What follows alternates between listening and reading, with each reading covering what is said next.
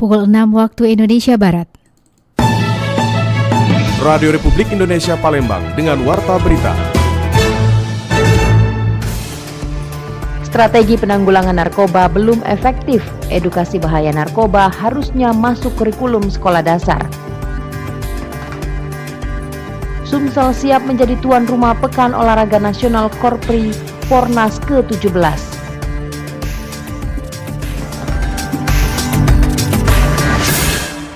Selamat pagi, Anda sedang mendengarkan Warta Berita Radio Republik Indonesia Palembang. Selain informasi tadi, sejumlah informasi lain juga akan kami hadirkan untuk edisi hari ini Jumat 3 Oktober 2025. Bersama saya Esi Armisi, inilah Warta Berita selengkapnya.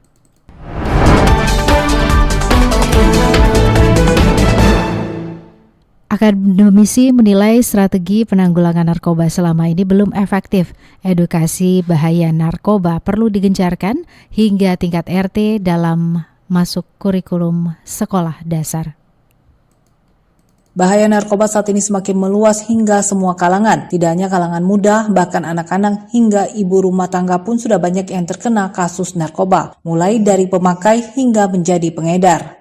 Akademisi Universitas IBA Palembang Albizia Pasma Wijaya Putra menjelaskan berbagai faktor menyebabkan orang terjerat narkoba. Namun faktor utama didominasi karena persoalan ekonomi, kemudian faktor keluarga dan faktor eksternal.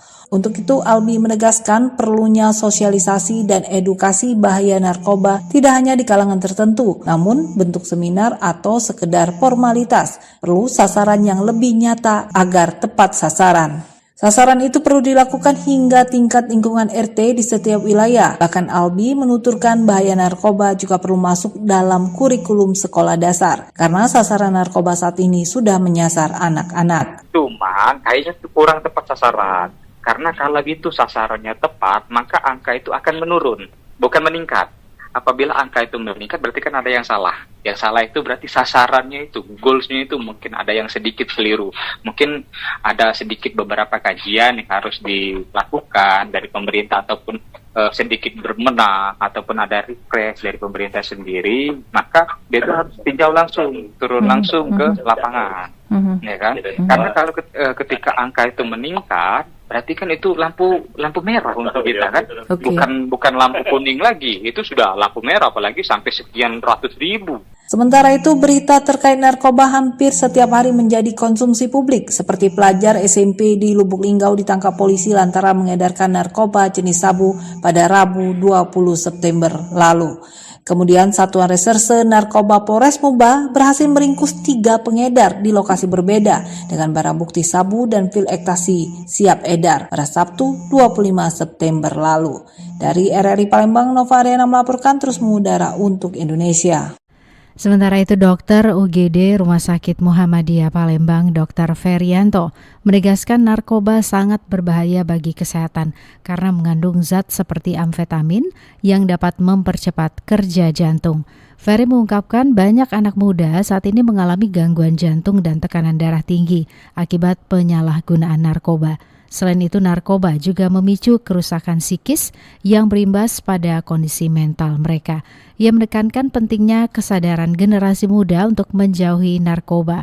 Menurutnya sudah banyak contoh nyata korban penyalahgunaan narkoba yang menderita sakit parah hingga kecanduan. Dampak itu tidak hanya merusak tubuh, tetapi juga mengganggu kesehatan mental. Umumnya narkoba yang dipakai semacam sabu-sabu atau ekstasi, itu banyak mengandung amfetamin. Salah satunya memang memicu kerja jantung itu lebih tinggi. Banyak sekarang ini kan anak-anak yang masih muda, usianya sudah banyak yang mengalami gangguan irama jantung utamanya, mengalami darah tinggi, selain gangguan-gangguan psikis ya kan. Sebagai langkah pencegahan, Ferry mengajak masyarakat khususnya anak muda mengisi waktu dengan kegiatan positif seperti berolahraga. Ia menegaskan agar tidak pernah mencoba narkoba karena sekali terjerumus kerusakan fisik dan mental yang ditimbulkan bisa sangat besar dan sulit dipulihkan. Berikut tanggapan masyarakat terkait darurat narkoba di Sumatera Selatan yang tadinya menjadi lokasi transit kini menjadi wilayah pasar narkoba. Saya menyatakan perang terhadap narkoba, sebab narkoba itu sudah sangat menyebabkan peredarannya di Sumsel ini sudah menjadi kejahatan yang luar biasa akibat dampaknya yang sangat besar dan sistematis di masyarakat. Sumsel sendiri sudah menjadi bukan lagi tempat transit narkoba ya, peredaran narkoba, akan tetapi sudah menjadi pasar narkoba. Ini kan sangat membahayakan bagi generasi kita. Akan tetapi tantangan untuk memberantas peredaran narkoba di Sumatera Selatan sendiri itu semakin besar. Sumsel kini tidak lagi hanya menjadi lokasi transit ya, yang sekarang sudah menjelma menjadi daerah pemasaran narkoba. Situasi ini dipicu oleh luasnya akses untuk penyelundupan narkoba ke Sumsel dan faktor ekonomi yang cukup menjanjikan. Ada beberapa lokasi darurat narkoba yang berulang kali digerebek gitu ya oleh kepolisian maupun BNNP. Jika tidak segera ditangani, dampaknya bisa semakin meluas. Kota Palembang sendiri baru saja tergerak membentuk satuan tugas Satgas BNK Palembang ya. Kami harapkan MOU antara BNNP Sumsel dan Pemkot Palembang serta perjanjian kerjasama dengan OPD terkait nantinya akan ada penyuluhan oleh Disdik, provinsi maupun kota, sosialisasi dari Kominfo provinsi maupun kota Palembang, hingga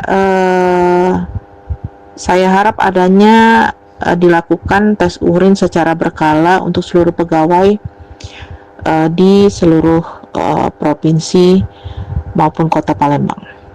Langkah ini tentu saja bisa menjadi pondasi kuat bagi masyarakat Palembang agar tidak terjerumus ke dalam jerat narkoba yang kian mengkhawatirkan. Saya menghimbau kepada masyarakat, saya juga mengajak, juga berharap peran serta masyarakat untuk sama-sama mengawasi, melihat, dan melaporkan setiap informasi yang mencurigakan di daerahnya masing-masing. Kita harus selalu waspada, perkuat pemantauan di semua akses yang berpotensi jadi pintu masuk penyelundupan narkoba serta peredarannya.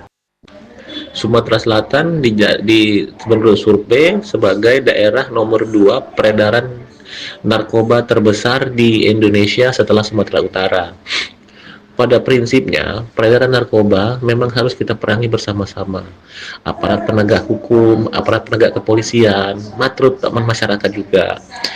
Mari bersama-sama kita memerangi narkoba tersebut. Bagi orang tua, tolong dinasihati anak-anaknya untuk tidak dan jangan mengenal namanya narkoba. Karena narkoba ini bisa masuk dari segala arah, dari segi makanan, dari segi minuman, dari segi apapun. Jadi itu narkoba bisa menguasai peredarannya di Indonesia. Mari bersama-sama kita perangi narkoba. Untuk narkoba di tingkat pendidikan, mari guru memberikan pemahaman kepada masyarakat, anak didik untuk dapat menjadi narkoba. Di rumah, di lingkungan keluarga, orang tua memberikan nasihat kepada anak-anak di rumah. Di masyarakat, tokoh agama, ulama, tokoh pemuda dapat memberikan masukan kepada pemuda dan masyarakat tersebut jangan menggunakan narkoba. Untuk aparat pemerintah, aparat penegak hukum, tindak tegas apapun bentuknya itu, baik dari segi peredaran, penjualan, pemakaian, tindak tegas sehingga dapat mengurangi dan juga menghilangkan yang namanya narkoba. Ya, pendengar, peredaran narkoba di Sumatera Selatan kini masuk kategori darurat. Bagaimana aspek hukum menjadi landasan kuat dalam penanganannya? Berikut wawancara Aditya bersama pakar hukum Universitas Sriwijaya, Dedeng Zawawi. Baik pendengar, menyikapi masalah peredaran narkoba di wilayah Sumatera Selatan, khususnya kota Palembang, Kami telah bersama Bapak Dedeng Zawawi SH MHum selaku pengamat hukum Universitas Sriwijaya Palembang. Pak Deden menyikapi masalah narkoba ini dari sisi hukum yang menjadi salah satu pegangan atau landasan untuk mengatasi masalah narkoba juga. Ini seperti apa kita melihatnya, Pak Dedeng? Saya kira kalau kita melihat dari aspek pengaturan, memang kejahatan penyalahgunaan narkoba ini itu kalau di Indonesia diatur di Undang-Undang Nomor 35 tahun 2009. Nah, ini merupakan extraordinary crime, termasuk salah satu kejahatan kriminal yang sangat luar biasa. Karena ini berpotensi merusak suatu generasi, suatu negara. Nah, oleh karena itu kejahatan ini sebenarnya tidak hanya terjadi di Indonesia. Kejahatan narkotika ini dia sudah lintas negara. Jadi sebelum ke Undang-Undang Nomor 35 tahun 2009 ada perubahan-perubahan pada undang-undang sebelumnya, itu adalah melalui konvensi internasional. Jadi dari berbagai negara di internasional itu melakukan satu pertemuan bagaimana negara-negara ini untuk bekerja sama menanggulangi pemberantasan peredaran narkotika ini. Nah, ternyata untuk di negara kita sendiri tidak hanya pada level di daerah-daerah atau yang terpusat, tetapi di daerah-daerah seperti kita atau bahkan sampai ke tingkat desa juga. Dalam hal ini misalnya Sumatera Selatan itu juga banyak sekali kasus-kasus yang terjadi tentang penyalahgunaan narkoba ini. Nah, termasuk ini yang kita cukup memprihatinkan itu terjadi pada generasi muda. Nah, ini salah satu kalau kita lihat ada beberapa faktor penyebab. Baik, faktor penyebab. Nah, kalau kita melihat ini apa, Pak Dedeng, yang menjadi faktor penyebabnya, Pak Dedeng? Nah, kalau kita lihat dari faktor penyebab ini bisa jadi dari faktor internal, saya kira itu juga ada faktor dari eksternal, dan juga tentu ini juga adalah faktor dari penegakan hukum yang saya kira katakanlah masih belum maksimal. Nah, kalau dari segi aspek penegakan hukum, kita tentu berharap pada aparat penegak hukum. Dalam hal ini pihak kepolisian tentunya. Bagaimana tingkatan dari pihak kepolisian, baik dari Polda, kepolisian tingkat kabupaten kota, bahkan di tingkat kecamatan, tingkat desa, itu mampu menindaklanjuti atau katakanlah menanggulangi kejadian-kejadian tindak pidana penyalahgunaan narkoba ini. Nah, kalau kita lihat dari Undang-Undang Nomor 35 tahun 2009 itu memang kewenangan yang cukup luas itu diberikan ke BNN. Jadi kalau kita lihat di pasalnya itu kewenangan yang diberikan ke BNN itu cukup luas. Nah, sedangkan kejahatan dari pengedar dan pelaku saya kira itu tidak juga, mereka menggunakan pola-pola yang saya kira cukup canggih saat ini, dan cara-caranya itu di luar rasional kita. Misalnya suatu kasus yang kira-kira di bandara mereka bisa lolos, lalu penempatan untuk mengedarkan narkoba itu berbagai macam modus. Nah, termasuk yang kita bisa baca sehari-hari itu kira-kira tidak etik. Lalu misalnya mereka bisa menjebak orang lain untuk mengedarkan itu. Jadi modus-modus yang digunakan itu di luar rasio kita sebagai pemikiran umum, lalu saya kira tidak di luar nilai-nilai kemanusiaan mengedarkan. Nah, oleh karena itu dengan modus seperti itu, apalagi mereka ini didukung dengan dana yang kuat saya kira, karena peredaran narkotika ini menggunakan dana yang cukup besar para bandar. Nah, mereka juga menggunakan sel-sel terputus. Nah, oleh karena itu saya kira kalau kita mengacu pada tataran undang-undang, pihak kepolisian dan dalam hal ini BNN tidak hanya untuk melakukan pemberantasan ini mengacu pada peraturan saja. Ada pola-pola tertentu juga yang saya kira yang cukup luar biasa untuk menanggulangi ini. Kalau kita berpacu pada pihak aparat keamanan saja, misalnya BNN saja, nah ini kan SDM mereka juga terbatas, sedangkan peredaran ini cukup luas. Nah, oleh karena itu bagaimana pihak dalam hal ini misalnya BNN atau pihak keamanan, kepolisian itu melakukan kerjasama dengan masyarakat, lalu misalnya bekerjasama dengan para aktivis anti narkoba, lalu bagaimana juga mereka bisa membangun kolaborasi dengan generasi muda, misalnya di sekolah-sekolah, di tingkat universitas, lalu di tingkat lainnya, lalu bagaimana di tingkat RT RW, tingkat desa, nah itu bisa bekerjasama juga dengan masyarakat. Artinya harapan kita kalau kita lihat dari aparat penegak hukum, nah ini mereka bisa menggunakan kolaborasi antara katakanlah kepolisian, katakanlah BNN, bekerja sama dengan masyarakat dan generasi muda, penegakan hukum. Jadi harapan kita pola-pola yang digunakan oleh para pengedar ini itu bisa diimbangi dengan pola-pola yang kebersamaan untuk menanggulangi hal ini. Baik Pak Dedeng Zawawi SAMHUM selaku praktisi hukum dan juga pengamat hukum Universitas Sriwijaya Palembang. Terima kasih sudah bergabung bersama RRI. Selamat pagi, sukses selalu. Assalamualaikum warahmatullahi wabarakatuh.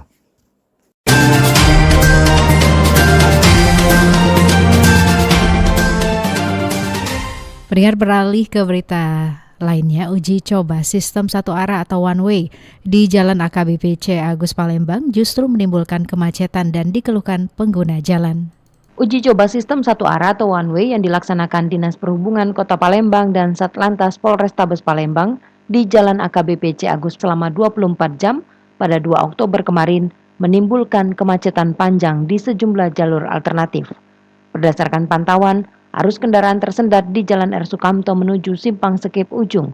Antrian kendaraan bahkan mengular hingga mendekati underpass Simpang Patal, sehingga pengendara terpaksa dialihkan ke jalur lain. Sejumlah pengendara mengeluhkan kurangnya sosialisasi dari pihak terkait. Taufik Ismail, salah seorang pengendara, menilai sosialisasi uji coba one way masih minim, sehingga banyak warga terkejut saat aturan diberlakukan. Bahkan, keluhan warga ini pun ramai di media sosial yang mengeluhkan kepadatan arus lalu lintas akibat uji coba sistem satu arah atau one way hingga malam hari. Nah, ini solusinya cuma dari pemerintahnya mindahin macet aja. Tadinya macet di sana jadi macet di sini. Menanggapi hal tersebut, Kepala Dinas Perhubungan Kota Palembang, Agus Supriyanto, mengaku akan segera mengevaluasi uji coba di hari pertama. Dishub juga menyiapkan opsi perubahan arus lalu lintas dari Simpang Patal menuju Simpang Pusri. Hari ini akan kita lakukan analisa, evaluasi. Jadi mana-mana namanya masyarakat baru hari ini kan. Jadi kalau bahasanya tuh agak kaget. Makanya kita analisa. Jadi tadi kita lihat di Simpang Sekip ya, itu terjadi kepadatan. Ya. Jadi sodetan ini perlu kita analisa. Karena saya lihat di situ ada Simpang 3 yang SMP 90. Agus menambahkan, Dishub Kota Palembang memastikan terus memantau pergerakan lalu lintas dan melakukan evaluasi untuk mengurai kemacetan yang timbul akibat kebijakan uji coba sistem satu arah ini. Pendengar, pemerintah Kota Palembang menyatakan dukungan penuh terhadap program makan bergizi gratis yang digagas pemerintah pusat guna memastikan anak-anak mendapatkan asupan gizi yang baik. Pemerintah Kota Palembang menegaskan komitmennya untuk mendukung penuh program makan bergizi gratis yang digagas pemerintah pusat. Program tersebut dianggap penting untuk membantu anak-anak mendapatkan asupan gizi yang baik. Agar pelaksanaan program berjalan optimal, Pemkot Palembang berencana memperkuat gugus tugas. Selain itu, pengawasan juga akan dilakukan hingga ke tingkat bawah sehingga pelaksanaannya bisa tepat sasaran. Wali Kota Palembang Ratu Dewa menyampaikan bahwa kerjasama lintas sektoral sangat dibutuhkan. Ia menekankan program tersebut tidak bisa dijalankan hanya oleh pemerintah daerah. Dalam hal ini pemerintah daerah harus berperan aktif dan proaktif untuk melakukan pengawasan sampai ke tingkat bawah. Jadi dari beberapa SPPK, dari kita ini ada kurang 98 dapur, itu harus ada pengawasan. Menurutnya peran sekolah, orang tua, hingga masyarakat juga sangat penting dengan adanya kolaborasi, manfaat program makan bergizi gratis dapat lebih dirasakan oleh anak-anak. Ratu Dewa juga menambahkan pemerintah kota siap melakukan evaluasi secara berkala. Evaluasi tersebut penting untuk mengetahui kendala di lapangan serta mencari solusi yang tepat. Dengan langkah tersebut, pemerintah Kota Palembang berharap program makan bergizi gratis benar-benar berjalan lancar dan membawa manfaat nyata bagi masyarakat, khususnya bagi anak-anak sebagai generasi penerus bangsa. Lamsihar Silitonga melaporkan. Sama ini kita Olahraga atletik Sumatera Selatan berharap pemusatan latihan nggak usah mulu-mulu kan, karena lihat dari persiapan sekarang WJRC tidak akan terpengaruh terkait dengan pemain sudah memahami kesabaran masing-masing. berita olahraga.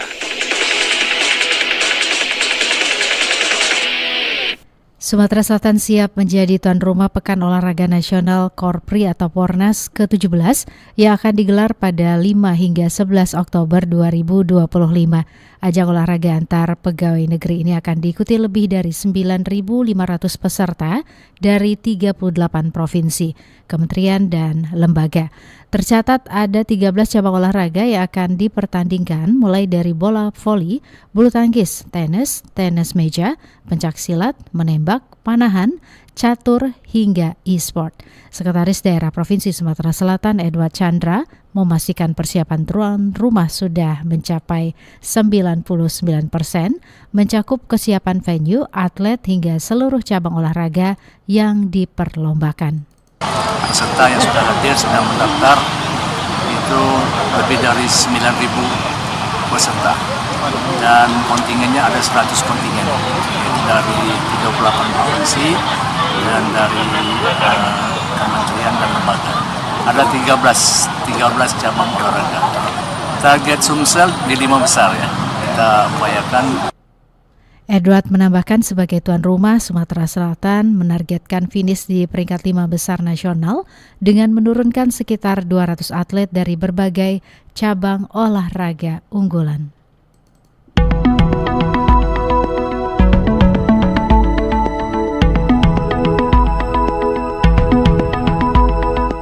Informasi tadi mengakhiri Warta Berita pagi ini. Sebelum berpisah kami sampaikan kembali pokok berita di antaranya. Strategi penanggulangan narkoba belum efektif, edukasi bahaya narkoba harusnya masuk kurikulum sekolah dasar. Sumsel siap menjadi tuan rumah Pekan Olahraga Nasional Korpri atau Pornas ke-17. Informasi lainnya dapat Anda akses melalui website kami rri.co.id dan WhatsApp channel RRI Palembang. Anda juga dapat mengikuti media sosial terverifikasi kami Facebook, Instagram, TikTok, dan X @RRI Palembang.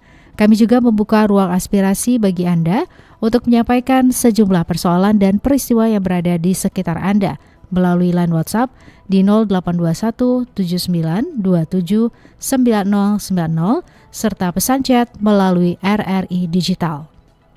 Mewakili kerabat kerja yang bertugas, saya Esi Armisi, mengucapkan terima kasih atas perhatian Anda. Selamat pagi dan sampai jumpa.